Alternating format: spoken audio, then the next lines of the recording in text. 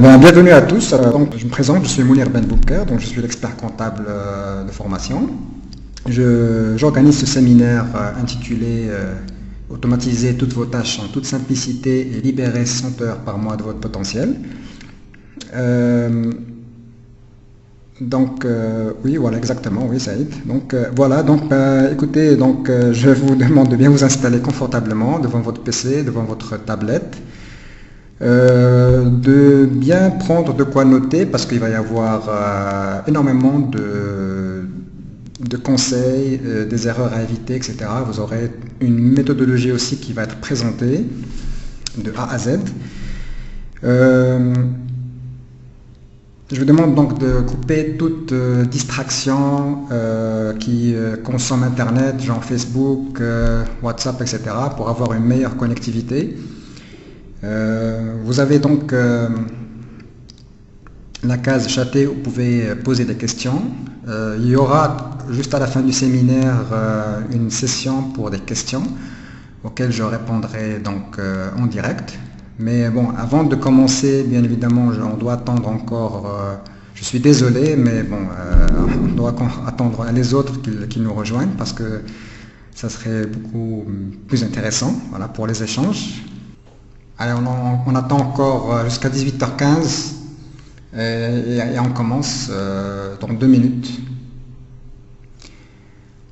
Dans 2 minutes, on commence. Alors c'est un séminaire qui va durer à peu près plus ou moins 1 heure. Il y aura donc, comme j'ai dit tout à l'heure, une session pour les questions. Je pense qu'on va commencer tout de suite. Bon, les autres participants, ils vont nous rejoindre petit à petit. Je peux comprendre que c'est pas toujours évident de se connecter et peut-être qu'il y a des personnes qui sont encore au boulot. D'autres, peut-être qu'ils sont dans le transport, etc. Ils ne sont pas encore tout à fait disposés à se connecter. Donc voilà, comme je vous ai dit tout à l'heure, bienvenue dans ce webinaire gratuit intitulé Automatask. Je suis donc créateur de cette méthode qui permet en fait d'automatiser toutes vos tâches sur Excel. Ça s'adresse donc au métier du chiffre, donc que vous soyez contrôleur de gestion, que vous soyez responsable comptable, que vous soyez auditeur ou responsable financier. C'est une méthode qui a été conçue par moi-même, donc qui permet donc d'automatiser les tâches en toute simplicité et permet de générer du temps libre à volonté. Alors au sommaire de ce webinaire, donc nous avons une petite introduction à faire, surtout sur le côté technique, je pense que c'est déjà fait. Donc vous prenez en compte les instructions que je vous ai données tout à l'heure par rapport à la bande passante. Vous coupez toutes sortes d'applications qui peuvent vous pénaliser au niveau de votre connectivité. Sinon, alors maintenant on passe surtout au deuxième point qui est très important. Pourquoi ce webinaire? Alors, ce webinaire, en fait, je suis donc organisateur de ce webinaire. Je me suis affecté une mission en fait qui consiste en fait à accompagner les autres pour créer tout simplement le miracle du changement sur le plan professionnel. Donc c'est ça ma mission que je me suis donc attribuée à moi-même récemment, après de longues années de réflexion et de maturité. Donc déjà ce webinaire, ça s'inscrit dans cette mission que je dois réaliser. Voilà. Alors, c'est aussi une volonté de partage d'une grande expérience, une modeste expérience, malgré que c'est une expérience qui date depuis 2007, donc 10 ans dans l'automatisation de tâches. C'est une volonté de partage, parce qu'on gagne beaucoup de bénéfices, vous allez vous rendre compte, d'ailleurs si ce n'est pas déjà fait. Donc c'est une expérience que je voudrais partager avec un maximum de personnes parce que je trouve que le savoir ne doit pas rester prisonnier d'une ou deux personnes. Il faut quand même que les autres puissent aussi profiter et mettre surtout en pratique ces enseignements, ces technologies aussi au quotidien dans leurs tâches. Alors, bien sûr, ça c'est un point important à comprendre aussi, parce que c'est un webinaire qui est organisé dans le cadre de formation en présentiel que j'organise sur Casablanca. C'est une méthode, donc, comme j'ai dit tout à l'heure, que j'ai donc développée au fil des années. Et voilà, donc ça c'est un point important aussi à noter. Alors, vous donnez aussi les clés pour commencer vous aussi. Voilà, donc ce webinaire qui est à 100% gratuit, je vous donne des conseils de valeur, des conseils qui peuvent extrêmement vous aider pour débuter vous aussi dans l'automatisation de vos tâches. Alors, on commence donc par les 7 erreurs à éviter quand on débute en automatisation de tâches. On commence par la première, qui est celle de ne pas appliquer la règle de Bill Gates. Alors, Bill Gates, vous connaissez tous, c'est un grand monsieur de l'informatique. C'est un monsieur qui a donc énormément d'expérience, et notamment dans un domaine qui nous intéresse aujourd'hui, l'informatique. Et ce qu'a dit Bill Gates par rapport aux technologies d'automatisme, etc., qui sont appliquées dans les entreprises, c'est que la première règle de toute technologie utilisée dans une entreprise est que l'automatisation appliquée à une opération efficace amplifiera l'efficacité. Et à contrario, la deuxième règle, c'est que l'automatisation appliquée à une opération inefficace, ça amplifiera l'inefficacité. Donc, toute l'importance, en fait, avant de se poser la question comment je peux automatiser mes tâches, c'est de prendre en compte cette règle super importante, c'est de s'assurer que la tâche que l'on fait déjà, est-ce qu'elle est efficace? C'est-à-dire, est-ce qu'elle permet d'atteindre le résultat avec un minimum d'effort? Parce que vous aurez compris, une tâche qui est déjà à la base inefficace, si vous lui appliquez l'automatisation, ça va faire que plus que des dégâts possibles. Ça, vous l'aurez compris. Alors, donc, on passe à la deuxième erreur qu'il faut éviter quand on veut débuter en automatisation, c'est partir dans l'automatisation sans méthode. Alors, tout le monde sait que il y a énormément de forums qui traitent de la question d'automatisation, notamment avec le langage VBA, etc. Vous avez aussi énormément de livres dans la collection bureautique, outils bureautiques, etc., qui traitent aussi de ces techniques informatiques. Mais le problème, c'est que pour l'avoir essayé moi-même, c'est pas la meilleure voie, en fait, parce que ce sont des auteurs techniques, ce sont des auteurs informaticiens qui ont écrit ces livres et qui ne s'adressent pas forcément à nous, les profils métiers du chiffre. C'est un domaine qui est bien loin de notre formation initiale, donc à savoir finance, comptabilité, gestion. Bon, c'est vrai qu'on fait un peu dans notre cursus académique quelques cours d'informatique ou même de BI, parfois au niveau master, mais ça reste bien insuffisant pour appréhender ces méthodes avec ces outils-là, avec ces sources-là. Alors, troisième erreur, très très importante à éviter, c'est se conditionner par l'environnement Microsoft. Alors j'espère que Microsoft ne m'entend pas. Mais pourquoi je dis ça? Parce que c'est un retour d'expérience. Tout le monde sait que Microsoft c'est un grand géant de l'informatique. Bien sûr, il essaie de défendre ses intérêts, ce qui est tout à fait normal. Donc, il essaie donc bien sûr d'offrir des outils qui sont complètement intégrés, où vous avez en tant qu'utilisateur la possibilité d'importer des données à partir de bases de données de faire ce qu'on appelle du BI, le Business Intelligence, etc. Donc tout ça c'est parfait, bien évidemment, moi je ne suis pas contre, mais bien évidemment vous allez vous perdre très très facilement parce que c'est très très évolutif et chaque version vous devez carrément vous adapter encore une fois et encore et encore. Donc c'est pas tout à fait évident pour un débutant en automatisation. Alors erreur numéro 4, c'est ne pas travailler assez sur l'avant-automatisation. Alors c'est l'idée avec laquelle on a commencé tout à l'heure avec la première erreur, c'est s'assurer d'abord de l'efficacité des tâches que l'on fait au quotidien. Donc c'est toute la partie en fait de la méthode, la première partie qui analyse d'abord le processus métier pour le décortiquer en étapes, etc.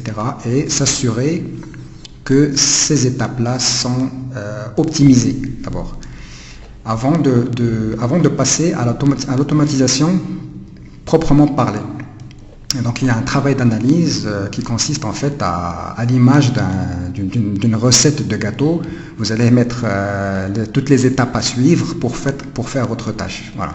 Ça consiste en ce travail d'analyse. Alors, l'erreur numéro 5, c'est croire qu'on doit être un super informaticien pour pouvoir automatiser ses tâches. Eh bien, c'est faux. Moi, je ne suis pas informaticien et je suis parti de zéro. Je ne connaissais pas un seul mot d'informatique quand j'ai commencé. Et très très rapidement, j'ai pu donc non pas devenir informaticien parce que c'était pas du tout mon but et c'est pas le but d'ailleurs non plus de ces formations-là.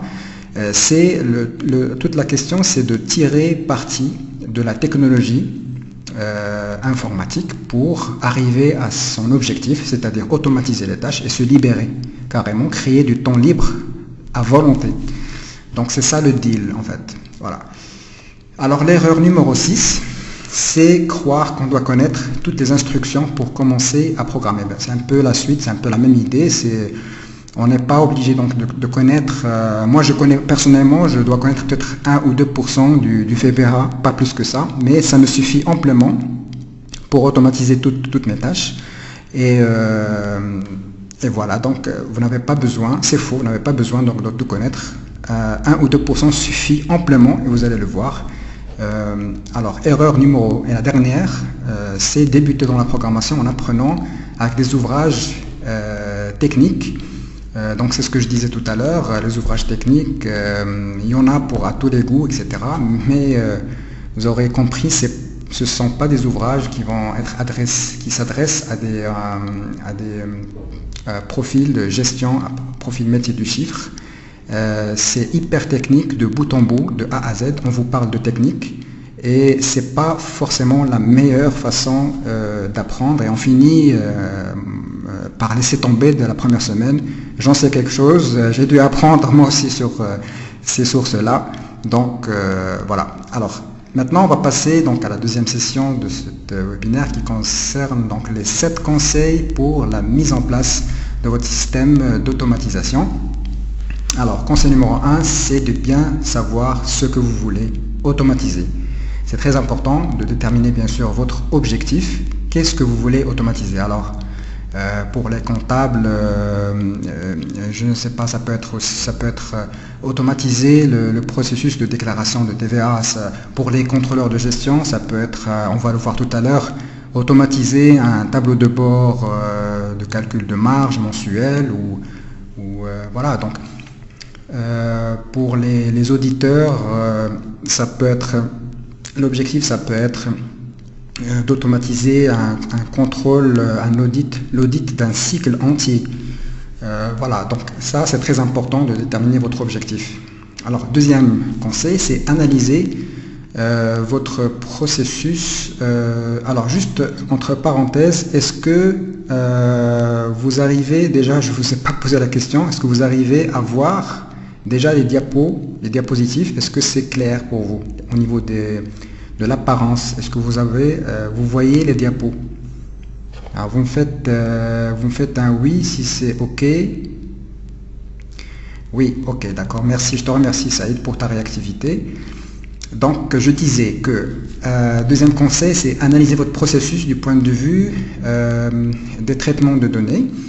Oui, ça c'est très important. On va le voir plus en détail juste tout à l'heure, dans le chapitre qui suit.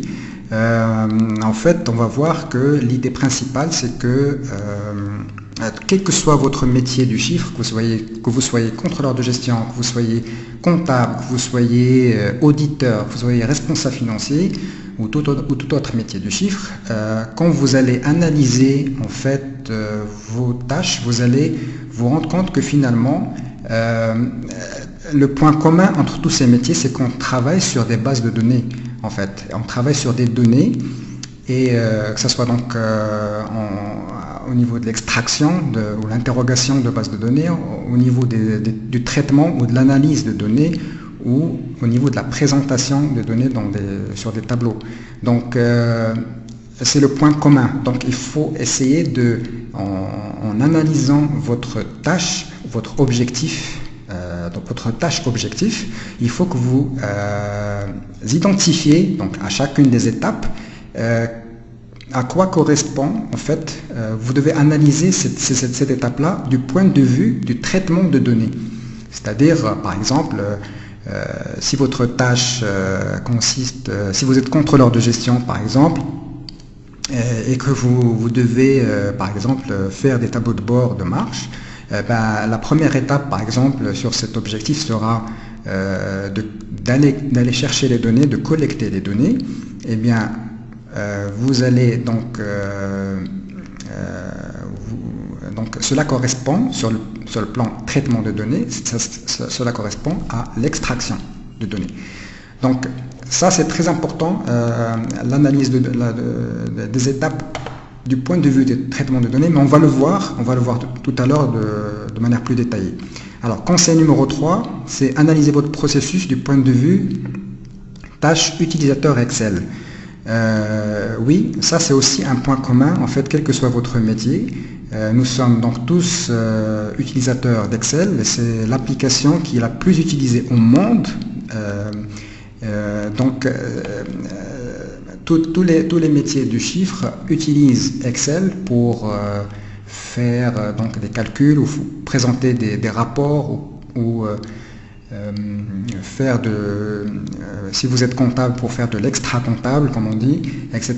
Donc ça se traduit finalement, vu que c'est un outil commun à tout le monde il a le même Excel, donc ça se traduit par des tâches qui sont communes à tous. Ça veut dire si on veut parcourir les fichiers pour aller chercher un fichier et l'ouvrir, c'est la même chose pour tout le monde.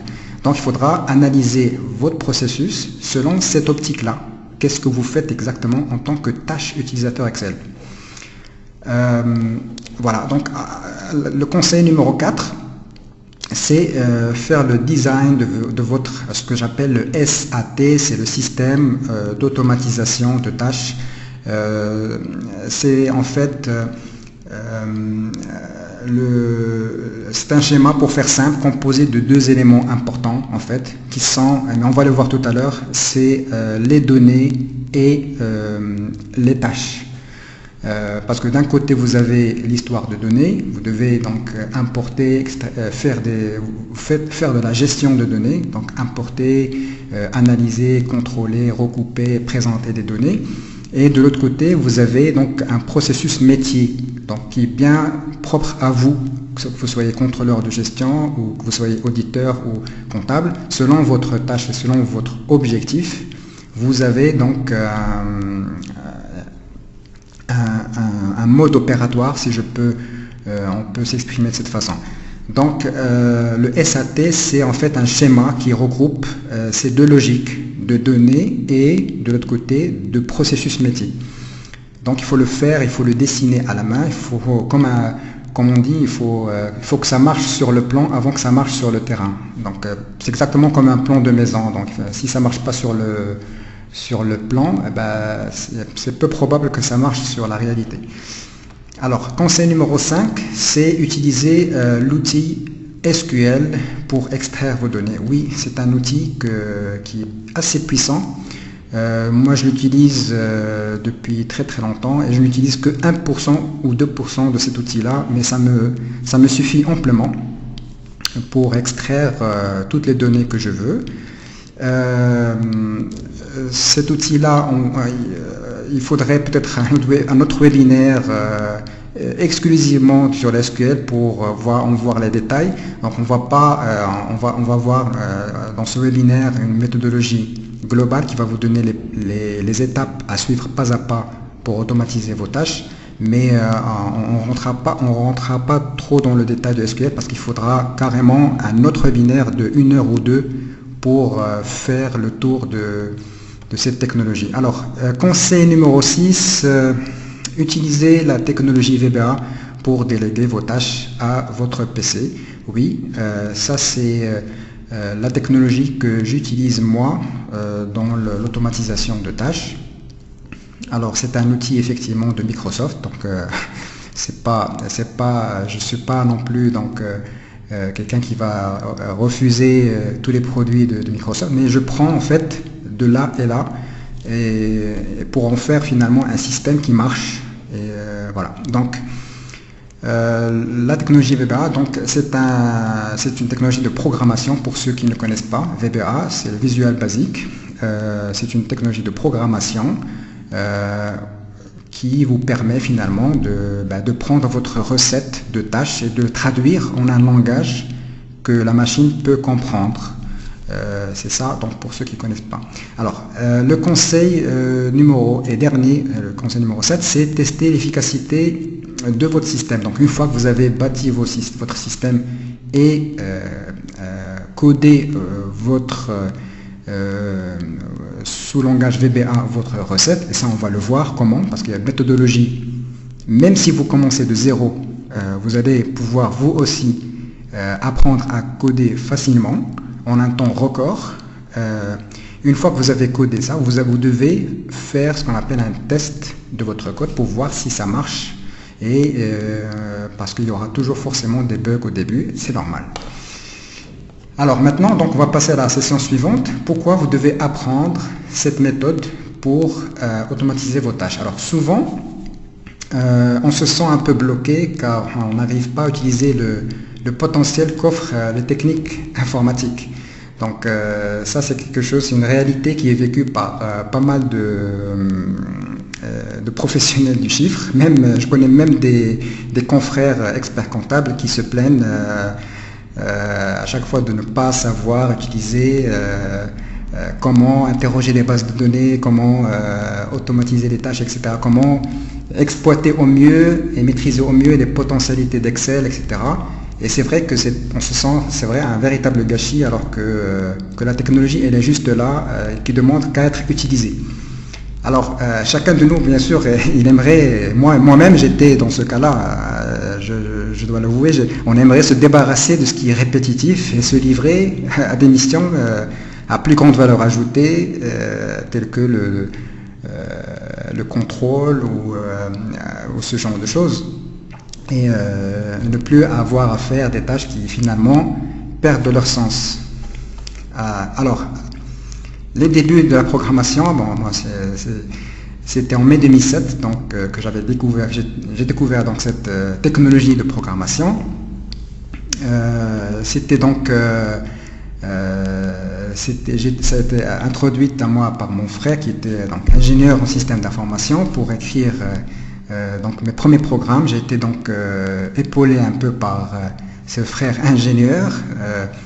Alors très vite, bon, bien sûr, je voyais mes tâches donc s'automatiser à fur et à mesure, mais c'était des petites tâches, mais pour moi c'était donc le résultat, je le voyais donc concrètement, je voyais le potentiel de cette technologie. Alors je me suis intéressé davantage donc pour être plus autonome dans la programmation et ne pas avoir à chaque fois à faire des messages, des retours, etc. pour être plus autonome dans mon apprentissage. Alors, au bout de 10 ans, j'ai fini par développer une méthodologie simple et efficace qui s'adresse donc aux professionnels du chiffre Donc on n'a pas forcément, nous les professionnels du chiffre, on n'a pas forcément dans notre cursus ces enseignements intégrés donc, dans nos formations. Et donc c'est dans ce sens que je me suis mis à la place de mes autres confrères, que vous soyez donc expert comptable ou contrôleur de gestion ou tout autre métier du chiffre, je me suis mis à votre place pour vous faciliter l'accès à ces enseignements. Et c'est tout le but de ce webinaire gratuit, 100% gratuit. Alors, automatisez toutes vos tâches Excel en appliquant donc une méthode que j'appelle une méthode CRAC. Alors, c'est un acronyme, bien sûr. Le CRAC, le C, c'est pour choix, donc choix de la tâche à automatiser. Donc, ce que je disais au début, vous devez donc choisir une tâche à automatiser. Vous devez écrire aussi la recette de votre tâche. Donc, c'est à l'image de la recette de gâteau. Donc, vous faites carrément les étapes 1, 2, 3, etc. que vous faites pour réaliser votre tâche. Alors, après, en troisième lieu, vous faites une analyse des composants de votre recette. Donc c'est l'idée de tout à l'heure, vous les analysez du point de vue du traitement des données et des tâches utilisateurs. Et en dernier lieu, vous codez votre recette et là, il y a une méthode pour le faire, pour apprendre à coder aussi. Alors, la méthode CRAC donc, repose en fait sur un principe c'est un principe informatique qui s'appelle le paradigme procédural. Alors, c'est quoi cette bête ? C'est un principe en fait qui a été découvert en 1960 par des scientifiques norvégiens et selon lequel en fait un programme peut être appréhendé, comme je disais tout à l'heure, comme une recette de gâteau. La recette est composée d'étapes à suivre. Et un programme, ce n'est rien d'autre que ça en fait. Un programme, c'est constitué d'instructions qui sont stockées et qui vont être donc une après l'autre être exécutées machinalement pour donner un certain résultat. Alors maintenant, donc on va passer à la session suivante. C'est ce que je disais en début de webinaire. Ceci est très important, quel que soit votre métier. Il y a un point commun entre tous ces métiers du chiffre, c'est que nous on travaille tous sur des données.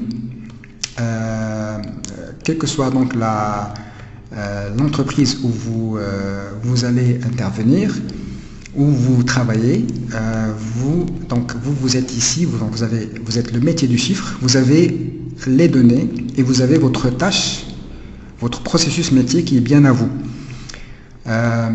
Donc, au niveau des données, il y a toute une gestion qui se passe en fait ici, c'est que généralement, il y a de l'interrogation de base de données, il y a le contrôle des données, il y a aussi le fait de recouper des données de différentes sources, notamment ici c'est pour les auditeurs. Il y a aussi le traitement de données, donc c'est l'ensemble des opérations, coffre Excel, genre filtrer, trier, etc. Il y a l'analyse de données, surtout ça c'est pour les contrôleurs de gestion, il y a la partie analyse qui est importante. Mais aussi pour les autres, aussi pour les autres métiers. Hein. Et il y a, en dernier lieu, il y a la présentation des données dans les tableaux. Donc c'est tout ce qu'on peut faire sur des données. Et donc de l'autre côté, vous avez les tâches. Alors les tâches, que vous soyez donc auditeur, que vous soyez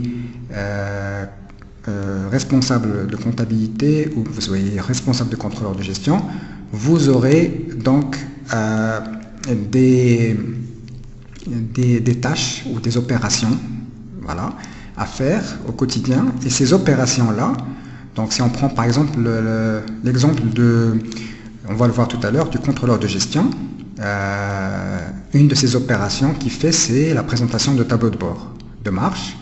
Alors, le tableau de bord de marche, c'est en fait, en décortiquant cette tâche objectif, ça va donner, première étape, collecter les données commerciales, donc au niveau les données des achats, les données des ventes, pour faire le calcul de marge commerciale. Et après, donc, en deuxième étape, vous avez la consolidation des données, puisqu'il doit présenter un tableau consolidé avec le montant mensuel des ventes, le montant mensuel des achats. Alors, Est-ce que vous arrivez aussi à voir la souris quand je vous montre les éléments? Vous me faites oui, s'il vous plaît. Oui, très bien, parfait. Alors, donc je disais en dernier lieu, il y a la présentation. Donc vous voyez, il y a une logique qui se constitue ici, collecte, consolidation et présentation.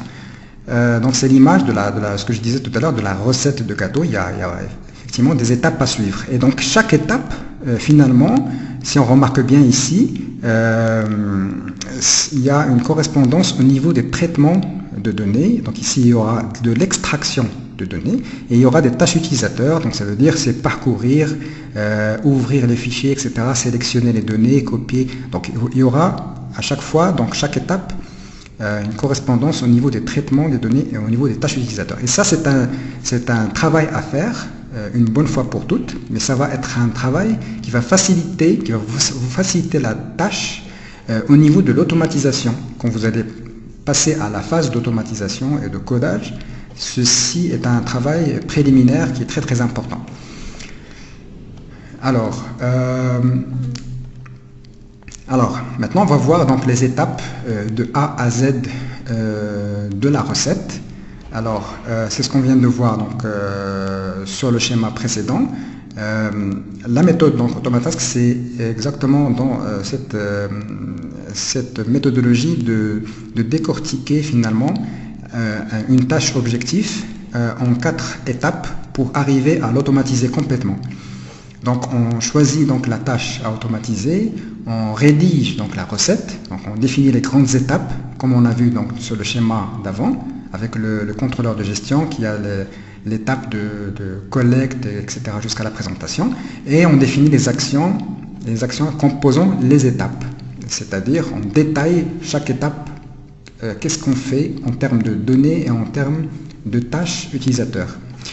Alors après, donc en troisième lieu, on fait de l'analyse, on analyse les actions. Donc c'est bien ici qu'on le fait. Donc les actions, on analyse les actions de la recette du point de vue des traitements de données et des tâches utilisateurs. Et ensuite, il y a l'étape finale qui est le codage du programme de la recette. On va le voir tout à l'heure avec un exemple du tableau de bord de marche. On pose d'abord une structure générale du code, c'est un peu comme le squelette du code. Et ensuite, on commence à aller plus vers du spécifique. On va prendre on va le voir tout à l'heure plus en détail, donc ne vous embrouillez pas trop l'esprit avec ça pour l'instant. Donc tout ce que vous devez retenir sur cette diapo, c'est que la méthode en résumé, c'est en 4 étapes. Choix de la recette, de la tâche à automatiser, rédaction de la recette, analyse, donc on fait un travail d'analyse des actions de la recette et le codage. Alors voilà, donc on va prendre un exemple donc de tableau de bord de marche en appliquant cette méthode là. Donc vous voyez, donc on commence d'abord toujours par déterminer l'objectif qui est celui donc d'automatiser un tableau de bord de marche. Alors ensuite on décortique donc la recette de cette tâche en étapes puis en actions. Alors d'abord les grandes étapes, c'est collecter les données commerciales, donc achat et vente, et ensuite la deuxième grande étape c'est consolider les données et en dernier lieu les présenter dans le tableau dans les bonnes cases. Alors donc ensuite donc, on va détailler les actions qui composent chacune des étapes qu'on vient de voir. Alors la première étape c'est collecter les données. Ça revient finalement à chercher le fichier où se trouvent les données, à sélectionner les données qui nous intéressent tout simplement. Donc c'est aussi simple que ça. Ce que j'entends par tâche utilisateur, c'est ça, c'est ce que vous faites réellement si vous allez le faire manuellement. Pensez à vos tâches comme si vous le faites manuellement. Ensuite, consolider les données, c'est simplement filtrer les données par catégorie, donc achat, par catégorie vente. On peut rentrer dans le détail, par exemple pour le chiffre d'affaires, catégorie chiffre d'affaires taxable et chiffre d'affaires exonéré, par exemple. Et faire à chaque fois, donc à chaque sélection de sous-catégorie, on peut faire le sous-total, ça dépend du type de tableau de bord que l'on veut avoir à la fin, si c'est un tableau détaillé ou avec des données qui sont beaucoup plus synthétiques. Alors, troisième chose, présenter des données. Voilà, c'était la troisième grande étape qu'on va détailler ici. Mettre les données consolidées dans les bonnes cases du tableau, calculer le taux de marge par mois et mettre en page le tableau de bord. Voilà, donc c'est ça ce que ça donne là. Donc c'est pas si compliqué que ça finalement. Vous devez penser à, quand vous faites ce travail d'analyse, comment vous faites votre tâche manuellement, d'habitude. Alors, troisième étape, c'est analysant chaque action sur le plan des traitements de données et des tâches utilisateurs Excel. Alors, donc voilà, donc ici, c'est ce que je disais, c'est vous allez ouvrir la base de données, vous allez parcourir et ouvrir les fichiers. Pour l'étape 1, vous allez, quand vous allez sélectionner les données qui vous intéressent, cela revient finalement à faire une extraction et vous allez filtrer, sélectionner, copier la sélection. Donc vous faites comme ça, vous descendez sur toutes vos étapes, vous allez détailler étape par étape qu'est-ce que vous faites exactement en tant qu'utilisateur Excel. Qu'est-ce que vous faites? Voilà. Alors, dernière étape, c'est l'étape de codage de la recette. Donc, on commence avec la méthode AutomateTask, on commence avec poser la structure générale du code. Alors, cette structure, en fait, générale, c'est composé de deux choses essentiellement, de procédures. Alors, la procédure, c'est quoi? Une procédure, c'est un peu comme une procédure d'entreprise. Dans n'importe quelle entreprise, vous avez des procédures pour faire telle tâche ou pour faire telle autre tâche, etc. Donc, c'est une tâche, par exemple, quand elle est mise en procédure, ça revient à écrire exactement qui fait quoi et comment il le fait et dans quel ordre. Voilà, donc une procédure est importante car cela vous évite en fait de dire les choses 36 000 fois. Ce que vous devez faire, c'est l'écrire une bonne fois pour toutes, oui. Et à chaque fois que vous aurez besoin, vous faites appel à cette procédure-là. Donc, une procédure informatique, c'est exactement la même chose. Vous allez dire à Excel comment vous faites votre tableau de bord, comment vous faites pour présenter vos données comme vous voulez. Donc, vous le faites une fois et vous allez, une fois que vous l'avez écrit, vous appelez cette procédure et elle va vous la faire. Donc, alors, le concept de procédure, ça c'est très important, ça date donc des années 60. Son origine, c'est le paradigme, on l'a vu tout à l'heure, c'était le paradigme procédural, c'est un terme informatique. C'est l'idée de mettre donc le descriptif d'une tâche sous forme d'étapes à suivre. C'est un peu à l'image de notre recette de gâteau. Voilà. Alors, vous décortiquez les étapes, puis comme on vient de le voir, les actions à faire dans chaque étape. Alors, une procédure informatique selon sous VBA, sous Visual Basic, ça donne ça finalement. Ça c'est une procédure, juste pour faire simple, pour que vous compreniez ce que c'est concrètement quand vous allez passer à l'étape de codage. Ceci est une procédure qui, à chaque fois qu'on l'appelle, elle dit bonjour. Ça c'est un commentaire que j'ai écrit, donc ça ne fait pas partie de la procédure. La procédure elle commence à partir de là et elle se termine là. C'est une procédure. Alors, c'est une procédure qui s'appelle, on peut mettre le nom qu'on veut ici, dire bonjour ou tout ce qu'on veut, et ça c'est le message qu'elle va nous envoyer à chaque fois qu'on va l'appeler. Donc c'est aussi simple que ça. Une procédure c'est que ça. Alors deuxième chose qui est importante au niveau de la structure générale du code, c'est la structure des fonctions.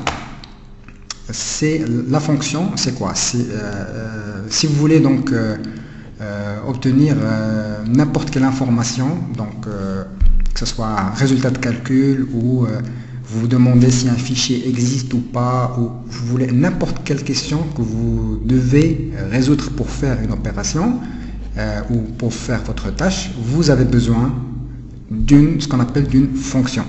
Alors une fonction, c'est basé sur un principe de la fonction mathématique. Si tout le monde se rappelle en seconde, on a tous fait des fonctions, mais c'est quoi en fait une fonction? Ce n'est rien d'autre qu'une machine en fait qui reçoit en entrée une donnée et vous donne à la sortie une image de cette donnée. C'est rien d'autre que ça. Par exemple, la fonction fx 2x, c'est une fonction qui reçoit en entrée une donnée et vous donne le double, donc c'est 2 fois x. Donc à chaque fois que vous lui donnez une donnée à l'entrée, elle vous donne à la sortie le double de ce que vous lui avez donné. C'est rien d'autre que ça, une fonction. C'est exactement la même chose sur le plan informatique. Voici comment vous faites une fonction. Donc vous pensez, excusez-moi les fautes d'orthographe, c'est indépendant de ma volonté. Donc pensez donc tout d'abord à l'information que vous voulez obtenir en fait. Ensuite, pensez à votre façon donc habituelle d'obtenir cette information. Et puis écrivez là enfin sous une forme qui accepte une donnée, comme on vient de le voir avec f de x égale 2x, une forme qui accepte une donnée en entrée et qui vous donne une donnée en sortie. Alors on va voir concrètement en fait une fonction que ce que c'est sous VBA. Donc même chose, ici c'est un commentaire. Donc cette fonction retourne le double du nombre qu'on lui transmet. Voilà, c'est ce qu'on vient de voir f de x, mais ça c'est sous forme informatique. Donc ici, fonction, vous mettez le nom de la fonction que vous voulez ici, vous mettez doubler le nom ou double ou x, y, z, comme vous voulez. Et on a dit que c'est une fonction qui accepte en entrée une donnée, donc c'est là l'entrée. Et le résultat, elle vous le donne à travers cette variable-là. Doubler le nombre est égal à nombre, donc c'est l'entrée fois 2. Donc elle vous retourne, à chaque fois que vous appelez cette fonction-là, elle va vous retourner à travers cette variable-là, elle va vous donner le double de ce que vous lui avez donné. Je pense que vous aurez compris. Alors, donc, ceci est très important. On avait procédure et fonction. C'est ce qui constitue notre structure générale du code. Donc un code va être en fait une suite de procédures et de fonctions. C'est rien d'autre que ça, un code. Alors, implémenter les structures types, les structures types, donc on va les voir on va pas peut-être les voir dans ce webinaire, parce que ce sont des structures qui vont correspondre à peu près à ce que vous voulez exactement faire. Donc c'est très spécifique. Si vous voulez, par exemple, ouvrir des fichiers ou n'importe quelle tâche utilisateur, il y a des structures pour ça. Donc pour chacune de vos tâches, utilisateur Excel, il existe un type de structure, procédure, et un autre type de structure, fonction. Tout ce que vous devez faire, en fait, c'est choisir la structure qui vous permet de faire ce que vous devez faire. J'espère que j'ai bien compris sur ce point. C'est un peu peut-être confus. Je reprends. Alors, en fait, ici, c'est vous devez donc il y a des procédures, il y a des structures types procédures, il y a des structures types de fonctions. Donc les procédures et fonctions, on vient de les voir. Chacune donc correspond, elle est utilisée pour un but bien précis. La procédure, elle fait votre tâche selon voilà, merci Saïd. Voilà, donc vous aurez compris, la procédure, c'est elle fait votre tâche selon votre propre recette, votre propre façon de faire votre tâche, et la fonction, elle vous retourne un résultat quelconque. Voilà. Donc vous devez jongler entre ces procédures et ces fonctions pour bâtir carrément votre code. Voilà. Alors, personnaliser la structure type, oui, ça c'est un point important, parce qu'une fois que vous aurez implémenté des structures type, vous devez indiquer, par exemple, les noms, quelque chose qui est spécifique, bien spécifique à vous. Par exemple, vous devez ouvrir le fichier contenant les ventes ou les achats qui s'appelle chez vous achat premier trimestre.xls. Alors, vous devez renseigner au code ce nom-là, achat premier trimestre.xls. C'est très important, sinon il ne le saura pas. Donc, c'est là ce que j'appelle personnaliser. Personnaliser la structure type, c'est rajouter ce qui est vraiment spécifique à vous en tant qu'utilisateur Excel. Et vous devez après tester votre code pour voir s'il n'y a pas de bug, etc. Alors maintenant, on va voir concrètement ce que ça donne au niveau de l'automatisme. Une fois que l'on a bâti, donc ça c'est une vidéo qui vous montre en fait le résultat que l'on obtient après avoir automatisé un tableau de bord de marche commerciale. Donc voilà, on a écrit notre code, on va collecter des données commerciales en passant par les procédures qui vont aller chercher les données, etc. Il va donc après les afficher, il va calculer bien sûr la marge commerciale une fois qu'il a les données des achats et des ventes, et il va les présenter en troisième lieu. Voilà, présentation des indicateurs pour le premier trimestre. Donc ici on est sur du multi-société, il a fait ça pour, je pense de mémoire, 6 sociétés. Voilà, il a fait le calcul de marge pour 6 sociétés différentes. Alors ils sont tous des sociétés commerciales qui appartiennent au même groupe en fait de sociétés, et ils ont donc du coup le même taux de marge, voilà, 25%. Ça paraît normal effectivement. Donc vous voyez, ça facilite grandement. Vous êtes rendu compte que ça prend même pas plus de 10 secondes pour vérifier à chaque fois qu'on a besoin, si on est contrôleur de gestion ou même si on est comptable ou auditeur, à chacun sa façon et son processus métier. On peut donc gagner énormément de temps à faire des tableaux de bord. Voilà, donc ça aussi c'est un autre exemple pour vous donner des exemples vraiment concrets sur le gain de temps possible quand on a fini d'automatiser les tâches selon ce processus qui reste finalement assez simple dans son principe. Imaginez maintenant que vous pouvez faire votre tâche 81 fois plus vite que d'habitude. Regardez bien ce qui suit.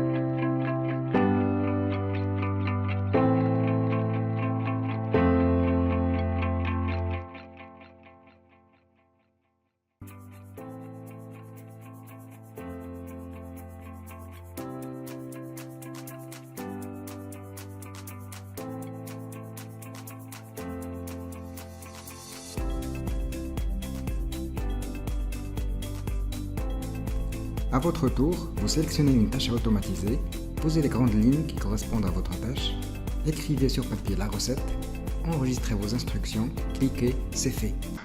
Donc on passe la section suivante. Et ben juste pour vous dire aussi que vous aussi vous pouvez y arriver, parce qu'en fait je ne suis pas si différent de vous.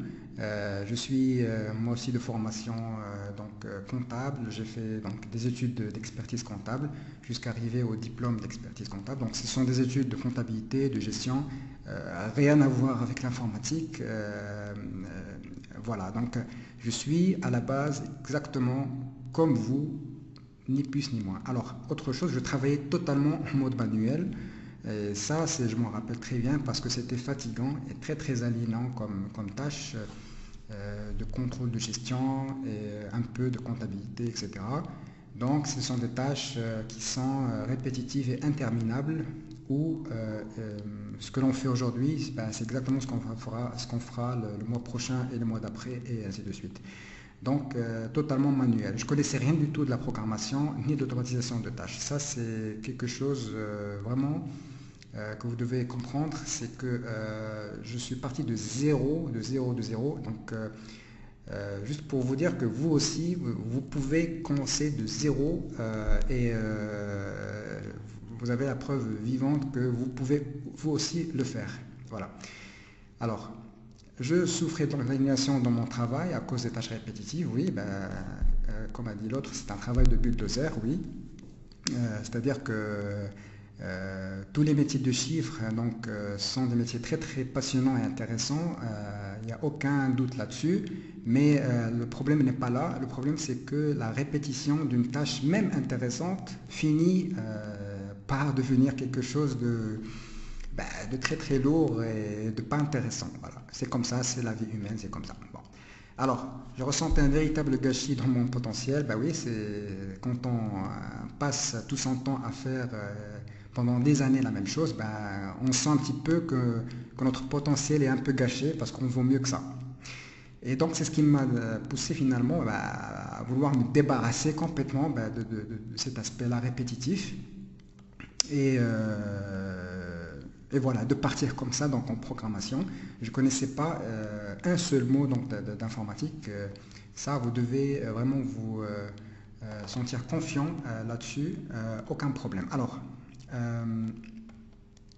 pour débuter, en fait, ce qu'il vous faut, c'est une méthode qui est simple et conçue pour vous, c'est-à-dire non informaticien, qui veut profiter simplement de la technologie sans vouloir devenir un informaticien. En fait, je donne toujours l'exemple de la super voiture bolide qui a un V12 qui va à 400 km/h. Vous n'êtes pas censé savoir comment c'est fait à l'intérieur, mais par contre, vous pouvez apprendre en quelques jours, voire en quelques heures, à aller avec cette voiture à 400 km/h. Ça, c'est quelque chose qui est possible. Donc c'est un peu ça, quoi. Donc la technologie, elle est là pour nous servir. On n'est pas forcément obligé donc de rentrer dans des détails qui sont inutiles. Le but, c'est de savoir s'approprier cette technologie et de la mettre en pratique dans notre quotidien. Voilà. Alors, c'est une méthode qui est simple, comme je disais. C'est une méthode qui a été conçue donc spécialement en fait, pour créer le déclic et en un temps record. En fait, c'est une méthode que j'ai développée au fil des années pour vraiment créer ce déclic-là et en un temps qui est un temps très très très raisonnable. Donc en un temps record, vous pouvez vous aussi donc faire vos débuts en automatisation de tâches. Alors une méthode qui vous libérera enfin des tâches répétitives et ennuyeuses, oui, c'est tout le but, c'est ça ce qu'on cherche, c'est notre objectif à tous, c'est de se libérer des tâches répétitives et ennuyeuses pour se consacrer à des choses qui portent beaucoup plus de valeur ajoutée. Oui, une méthode qui vous permet finalement facilement d'atteindre votre objectif, générer plus de 100 heures de temps libre par mois. Alors, maintenant, donc on arrive, je pense, assez tôt à la fin de cette webinaire, mais c'est pas encore tout à fait fini. Donc, si vous avez des questions, qui restent en suspens, ou si vous avez des remarques, si vous avez des choses, donc vous pouvez poser donc sur la case chatter vos questions. Je vous réponds donc en direct.